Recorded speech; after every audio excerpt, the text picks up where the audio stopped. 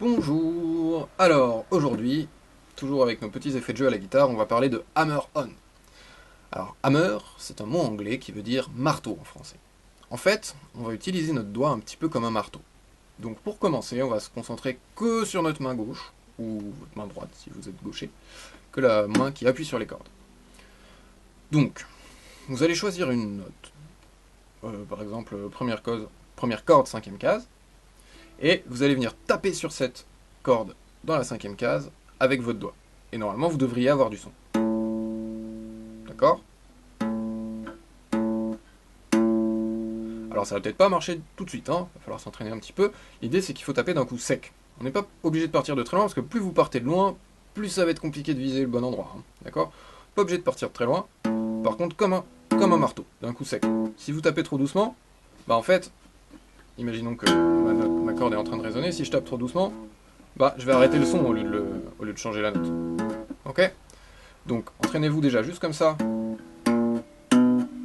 à avoir du son avec plusieurs doigts. Et une fois que ça marche, bah vous rajoutez la main droite.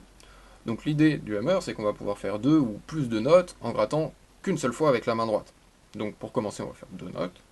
Vous grattez une corde à vide, je vous conseille pour commencer, et vous tapez avec votre doigt dans la case que vous voulez sur la corde. Donc par exemple troisième case.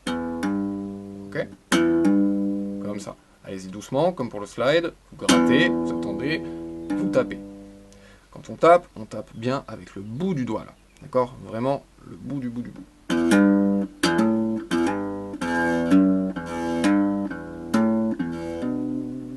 Voilà. Alors avec un hammer, on va forcément aller toujours vers les aigus. C'est obligé. Mais la prochaine fois, on verra l'inverse du hammer. Alors, dernière petite précision, là j'ai tout fait en partant d'une corde à vide. Je peux aussi très bien partir d'une note frettée. C'est-à-dire que je peux appuyer avec mon index, par exemple là sur le sol, en troisième case, première corde de mi, et venir faire mon hammer avec l'annulaire derrière. D'accord? Donc par exemple, si je veux monter ma gamme pentatonique de la mineure, bah, je peux le faire qu'avec des hammers. Voilà, à la prochaine!